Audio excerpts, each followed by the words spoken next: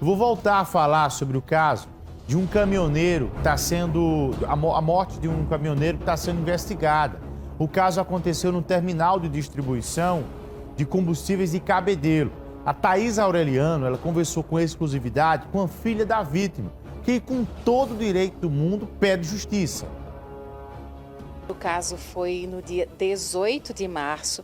A família ainda aguarda um laudo deste acidente de trabalho. Auditores fiscais do trabalho, inclusive, realizaram interdição nesse terminal de Cabedelo, né? Esse terminal de combustíveis, onde este homem trabalhava, e por esse motivo eu converso agora com a Janaína Pereira, que é filha dessa vítima. Muito obrigada pela tua participação. Antes a gente estava conversando um pouquinho. Seu pai foi um homem muito experiente, né? De estrada, ele era caminhoneiro e há cerca de 5 anos estava trabalhando não só no transporte, como no carregamento de combustíveis, isso no município de Patos, né? Ele trabalhava para um posto de combustível de Patos. E aí lá no local do acidente era onde ele pegava esse combustível para levar para Patos. Ele descrevia como era lá, ele relatava alguma situação do que aconteceu. Ele se queixava muito, sempre quando ele vinha, ele se queixava muito de dores nas costas, na coluna.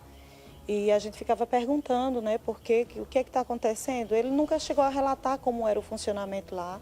A gente não sabia de fato como realmente as coisas aconteciam. Nós só viemos ter conhecimento da situação depois da morte dele. O que ele relatava eram essas dores nas costas, ele tomava muita medicação. E eu percebia que era sempre quando ele vinha carregar aqui no Porto em Cabedelo, na base. Uma vez, a gente conversando, ele só comentou: menina, meu braço está doendo tanto, eu fui puxar aquele bico, o bico é um pouco pesado.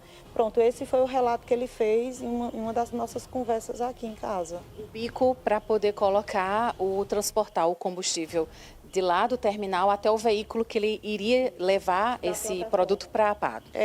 Isso acontecia de que forma? O motorista chegava, ele sobe na plataforma lá da base e aí ele faz todo o manuseio, ele tira esse bico que é da base para encaixar no tanque do caminhão. Então esse procedimento é feito pelo motorista, né? Inclusive esse foi uma das questões que o Ministério do Trabalho fez essa interdição, porque esse manuseio não é para ser feito pelo motorista, né? Esse é um manuseio que deveria ser feito pelo próprio operador da base. E isso mesmo eu sei porque eu comecei a ir atrás e descobri que na norma, na N35, que era onde meu pai estava enquadrado, ela é muito clara com relação a isso. Esse manuseio é para ser feito pelo operador da unidade onde tem o combustível. E os auditores fiscais do trabalho estão realizando essa análise nesse terminal, que foi interditado, e vocês aguardando esse laudo para poder dar sequência no encaminhamento do caso do teu pai. Então ainda está muito vago, sem muitas respostas. Sem muitas respostas ainda, né? Nós estamos aguardando. Veio essa notícia da interdição. Eu acredito que o Ministério do Trabalho ele não iria fazer uma interdição à toa. E pelo que eu soube, né, eu não tenho acesso a isso porque o processo está em andamento, mas pelo que eu soube, fiquei sabendo, é por conta de algumas irregularidades justamente, e uma dessas é o fato dos motoristas estar fazendo esse manuseio. Eu conversei com alguns motoristas e todos me relataram a mesma coisa.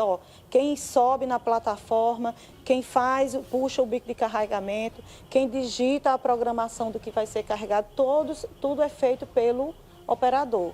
Inclusive, nas filmagens, se vê meu pai fazendo esse manuseio todo sozinho. Não tem nenhum operador na plataforma auxiliando ele. Tem na plataforma ao lado, porém na plataforma que meu pai está, não. Então, assim, ele poderia... O que é hoje que a indignação da família? É porque era algo que não era responsabilidade do meu pai fazer. Não era obrigação, não era função dele fazer. Eu acredito que o Ministério do Trabalho não iria tomar uma decisão dessa à toa, né? Existe algum motivo e eu acredito que eles viram, devem ter percebido alguns pontos de falha. Eu até peço aqui, aproveito a oportunidade, que já que o sindicato dos petroleiros, então, por favor, seja favorável para uma mudança, para que outros motoristas não venham a falecer ali. Porque eu conversei com motoristas e eles todos têm o mesmo temor, eles têm medo, eles dizem, será que a gente vai ser o próximo? Eu poderia agora estar simplesmente vivendo o luto do meu pai. E eu não pude parar, são mais de 40 dias nessa luta, correndo de um canto em delegacia, em Ministério Público, para tentar encontrar uma força para que alguém pudesse fazer algo. Porque eu sei que meu pai não vai mais voltar, isso é fato. Mas eu não posso deixar que a morte dele seja em vão e que outros motoristas venham perder suas vidas, né? Eu acredito que eu tive na base, muito antes da base ser interditada, e eu vi com os meus próprios olhos os motoristas ainda em cima carregando, ou seja, mesmo depois da morte do meu pai, continuava-se como se nada tivesse acontecido, entendeu? Então isso é muito traumatizante para a família.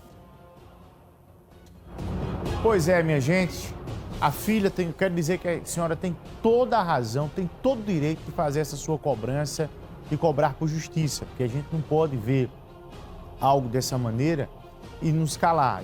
Não podemos perder a nossa capacidade de indignação diante de tantas injustiças, diante de tantas irregularidades. A senhora está mais que correta, a família está mais que correta em fazer cobrança de justiça. Gente, o homem foi... Atenção, eu estou ao vivo.